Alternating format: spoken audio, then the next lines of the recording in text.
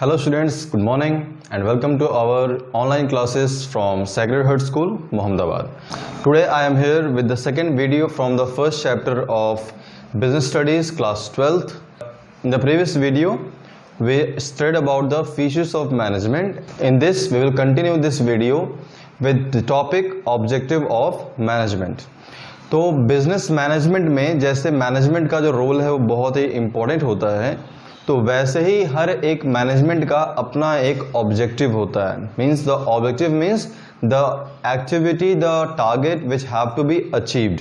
In the clear sense we can understand that management has many kind of objective and we are having few of them, starting from the first objective, that is organizational objective, which means the objective of management towards the organization. Means from the point of view of organization, what is the target objective of the management. तो organization के प्रति अगर देखा जाए तो management का क्या उद्देश्य बनता है वहां पे रहने का, एग्जिस्ट होने का, तो हम उसको समझने जा रहे हैं. तो let's start with the organisational objective. First point आपका आता है दैट इज सर्वाइवल.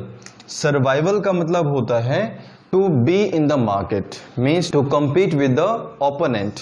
इसका मतलब है सरवाइव करना. सर्वाइवल का मतलब हो जाता है कि किसी भी तरीके से to earn that much of amount which keep us ready in the market, means the amount which we invest in the business we are capable to recollect it from the market by selling the goods. इसका मतलब हो गया कि हम सिर्फ survive कर रहे हैं, यानी अपने खर्चों को एटलीस्ट हम निकाल लेते हैं. बहुत ह्यूज प्रॉफिट नहीं कमा रहे हैं, बस सर्वाइवल है, यानी जितना पैसा मार्केट में लगा रहे हैं उतना पैसा कम से कम हम मार्केट से दोबारा से रिसीव कर लेते हैं अपने सामान को बेच करके. That is survival. तो आपके मैनेजमेंट का पहला टारगेट क्या होता है कि कम से कम हम सरवाइव करें ताकि हमें अपने जेब से हर साल पैसा ना लगाना पड़े. सर्वाइवल होने के बाद क्या होता है? प्रॉफिट. मतलब अब ये जरूरत होती है that we should earn income over to the expenses, यानी अब हमारे पास इतना रुपए आने लग जाए, इतना रेवेन्यू आने लग जाए कि एटलीस्ट हम अपने खर्चों को कलेक्ट कर सकें और उससे एक्स्ट्रा कमा सकें. यानी कि अगर मैंने इस साल 50,000 रुपए खर्च किया अपने बिजनेस पे, तो एटलीस्ट मैं 60,000 75,000 अर्न करूं ताकि 15,000 10,000 25,000 मेरा प्रॉफिट हो सके. तो सेकेंड पॉइंट पे आपका आता है टू अर्न प्रॉफिट. ये भी आपके मैनेजमेंट का ऑब्जेक्टिव होता है. After when business is able to earn profits, now they have a target for the growth and development. growth and development का मतलब होता है बिजनेस का विस्तार होना, the expansion of business in the market. तो ग्रोथ का मतलब हो जाता है, आप उसको डिनोट कर सकते हैं, means increase in the profitability, increase in the productivity, increase in the total assets. जैसे हम कह सकते हैं कि पहले 5 मशीन्स थी, अभी 7 मशीन हो गई, 2 साल के बाद 8 मशीन हो गई, फिर 10 हो गई, फिर 15 हो गई. तो increase in the asset is also a good symbol of growth. Increase in the employment. पहले आपके पास 50 स्टाफ थे, फिर धीरे धीरे आपके पास 70 हुआ, फिर 100 हुआ, 500 हुआ. Now after a hard work of 15 years we have 1,000 employees. तो increase in employee is also a symbol of growth and development of a business organization. जैसे जैसे बिजनेस ग्रो करता है वैसे वैसे आपके एसेट्स बढ़ते हैं, आपकी प्रोडक्टिविटी बढ़ती है, आपकी प्रॉफिटेबिलिटी बढ़ती है, आपके बिजनेस में मार्केट शेयर बढ़ता है, आपके एम्प्लॉयज बढ़ते हैं. Is it clear? तो in this way on the part of organization management had 3 kind of main objectives. First of all survival, next then profit, and after that later on growth and development of the organization. Moving to the next objective of the business, that is individual. जहां बात आ जाती है individual की तो वहां हम बात कर सकते हैं एम्प्लॉयज की, यानी इंडिविजुअल का मतलब हो जाता है एम्प्लॉय. तो अब आप सोचिए कि अगर आप एक मैनेजर होते तो मैनेजर होने के नाते आपका एम्प्लॉयज के लिए क्या टारगेट होता, यानी एम्प्लॉयज के बारे में आप क्या सोचते या एम्प्लॉयज के लिए कुछ करने की क्या सोचते आप, that will be competitive salary. Means employ should receive a competitive salary from your business, ये आपका ऑब्जेक्टिव होता है ताकि आपको छोड़ के ना जाए। अब कॉम्पिटिटिव सैलरी क्या होती है? कॉम्पिटिटिव वर्ड कॉम्पिटिशन से बना है और कॉम्पिटिशन मतलब होता है आपका ओपोनेंट। तो आपका ओपोनेंट का मतलब हो गया एक फर्म ए है, एक फर्म बी है।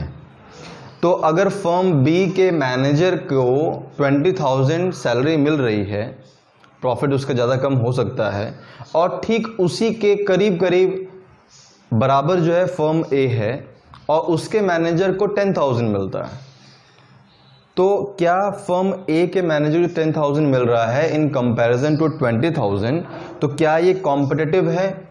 नहीं है। तो आपके फर्म ए के मैनेजमेंट का क्या ऑब्जेक्टिव होगा कि कैसे इनकी सैलरी को कॉम्पिटिटिव बनाएं, यानी औरों के कंपैरिजन में इनकी सैलरी को उनके करीब ला दें, यानी कि वो हमें छोड़ के नहीं जाएगा। ठीक है, तो this is the objective of the management towards the employee कि सैलरी कॉम्पिटिटिव देनी है। सेकंड आपका आता है प्रमोशन, ट्रेनिंग, ये सब चीजें। तो प्रमोशन से बिजनेस एम्प्लॉय का करियर एनहेंसमेंट होता है, प्रमोशन से, ट्रेनिंग से उसका जो फ्यूचर होता है वो और वैल्यूएबल हो जाता है। वैल्यूएबल का मतलब होता है, सोचिए कि एक नॉर्मल सा क्लर्क आपके यहाँ काम कर रहा था, तो उसका प्रमोशन होगा, वो क्लर्क के पोजीशन थोड़ा सा और ऊपर जाएगा, थोड़ा सा और हार्ड वर्क करेगा, तो कुछ नया काम मिलेगा, थोड़ा सा डिफरेंट टास्क होगा, तो उसके लिए आप उसको ट्रेनिंग देते हैं, तो क्या होगा, उसकी नॉलेज बढ़ेगी। नॉलेज बढ़ेगी तो उसकी नॉलेज की ही तो कीमत होती है मार्केट में। आपकी नॉलेज की कीमत है कि एक बंदा क्लर्क हो सकता है और एक बंदा एक मैनेजर हो सकता है, जैसे आपकी नॉलेज। तो with the help of proper training and proper promotions उसका करियर एनहांसमेंट होगा। तो जो करियर एनहांसमेंट हो रहा है that will help the employee. तो ये भी आपका मैनेजमेंट का सेकेंड ऑब्जेक्टिव हो सकता है। After that peer recognition. यहाँ पे पीयर का मतलब होता है the friend circle. Friend circle मतलब होता है जहां पे जिसके बीच में वो रहकर काम कर रहा होता है। तो पीयर रिकग्निशन मतलब हो गया, अगर सोचिए कि मेरे पास 500 एम्प्लॉयज हैं and every year we announce the employee of the year and we give certificates and rewards and other things. तो ऐसी कंडीशन में जब आप किसी एम्प्लॉय को आप रिकग्नाइज करवाते हैं एनुअल मीटिंग्स वगैरह में या जनरल मीटिंग्स वगैरह में या शॉर्ट मीटिंग्स वगैरह में, तो ही गेट बूस्टेड अप। उसके अंदर एक पॉजिटिव एनर्जी आती है कि भाई मुझे रिकग्नाइज कराया गया है, मेरा नाम बताया गया है। जस्ट लाइक आपकी क्लास में जब आपके अच्छे नंबर आते हैं तो आपके टीचर्स जो हैं बच्चे के नाम अनाउंस करते हैं and ask the other students to follow the activities and studying pattern of that boy और गर्ल। तो ये क्या है, रिकग्निशन होता है, एक पहचान कराई जाती है। तो इससे क्या होता है, पॉजिटिव एनर्जी आती है, जिसका नाम ले जाता है उसकी भी और जो लोग सुन रहे होते हैं उसके लिए भी। तो एम्प्लॉयज के लिए एक और ऑब्जेक्टिव होता है that is peer recognition. After that social recognition. Social में सोसाइटी हो गया, सोसाइटी में उसकी पहचान कैसे बनाई जाए। तो that's why for the social recognition business provides the position to you. Like अगर आप एक मैनेजर हैं तो आपको एज अ मैनेजर कहा जाता है, तो आपको सोसाइटी के अंदर भी मैनेजर बोला जाता है। इफ़ यू आर डॉक्टर तो आपको सोसाइटी में डॉक्टर बोला जाता है। If you are teacher, doctor आपको टीचर बोला जाता है। इफ़ यू आर लॉयर तो लॉयर बोला जाता है। तो with your job position you get recognition in the society.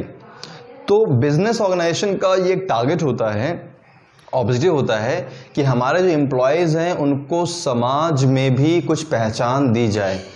They should not know only with their name, but they should know with their object because of their work also.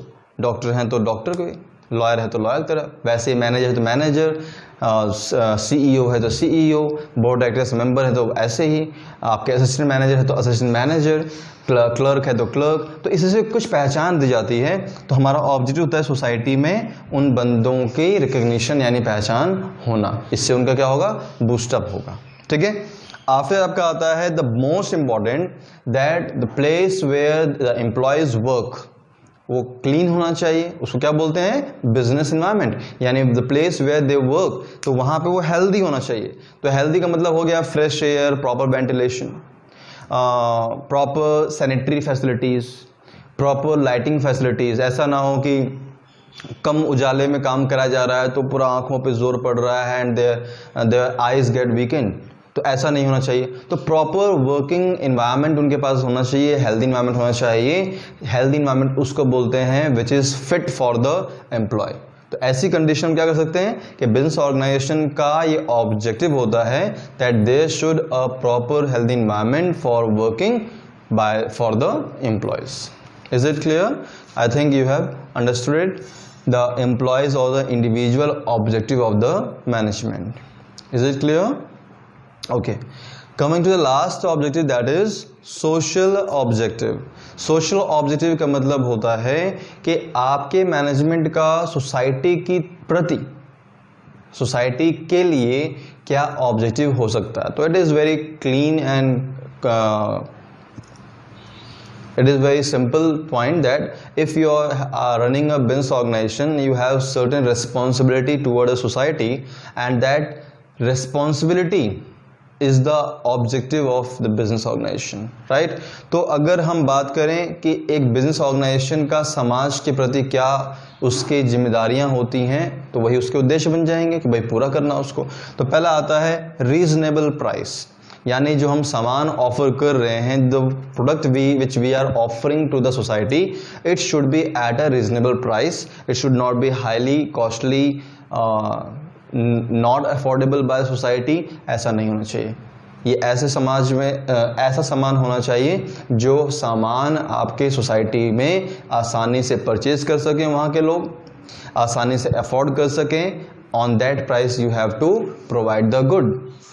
After the price, the second thing is कि आप price तो अच्छा रखते हो लेकिन सामान में गड़बड़ी कर देते हो, यानी मिक्सिंग कर देते हैं, अडल्ट्रेशन करा देते हैं, इंफीरियर गुड को आप एक अच्छे हाई फाई प्राइसेस से बेच देते हो। तो प्राइस आपने ठीक रखा but you are providing inferior quality of product, तो वो भी सही नहीं है। तो सेकेंड ऑब्जेक्टिव हमारा हो सकता है quality product should be offer to the society. तो बहुत सिंपल पॉइंट्स हैं, सामान अच्छा मिलना चाहिए, अच्छे दाम मिलना चाहिए, 2 पॉइंट हो गए। After that economic wealth.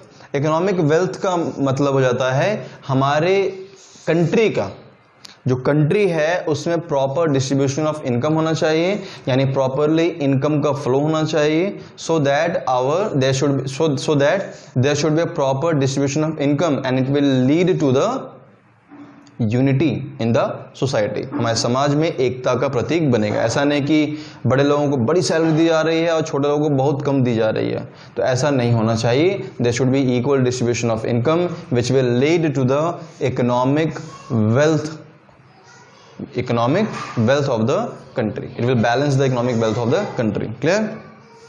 After that, environmental friendly method. The method which is used by the business organization, it can be harsh and it can be environmental friendly. Harsh का मतलब the method which destroys the environment, which pollute the environment, वो होते हैं harsh method, जो गलत है। But business organization should follow what? They should follow the eco-friendly method which do not harm the environment or they can be recycled। मतलब कि कोई भी ऐसा मेथड इस्तेमाल किया जाए कि अगर कुछ गलत हो भी रहा है तो वो रिसाइकिल हो जाए, और या तो सबसे बेस्ट होगा कि it should not harm the business environment, it should not harm the environment. तो इस तरह के मेथड्स को हमें यूज करना चाहिए ताकि हमारा इन्वायरमेंट क्लीन रहे और फ्रेश रहे, right. And the last point that is employment opportunity. Being a businessman, if you are using only machineries for producing your product, there will be a situation of unemployment. यानी आप हर काम को करने के लिए सिर्फ मशीन का ही इस्तेमाल कर रहे हैं, प्रोडक्टिविटी बढ़ानी है, एक और मशीन ला दो, और प्रोडक्टिविटी चाहिए और मशीन ला दो। तो इफ वी आर डिपेंडेंट और using the machinery power for producing our product, then it will lead a situation of unemployment which is not an objective of social, यानी समाज के प्रति बेरोजगारी पैदा करना सही नहीं है. There should be opportunity of employment so that people get the opportunity and earn income for their livelihood. तो अपने जीवन को चलाने के लिए रोजगार मिलेगा उन लोगों को. This should be objective of the management. It will fulfil the social objective, that was employment opportunity. I hope कि आपको ये तीनों ऑब्जेक्टिव्स क्लियर हो गए होंगे. Take a screenshot and after that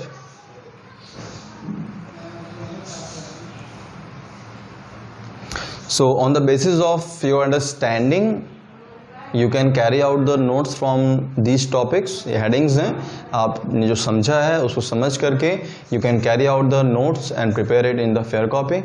Okay, so I will back with the next video, the video number 3rd, very soon.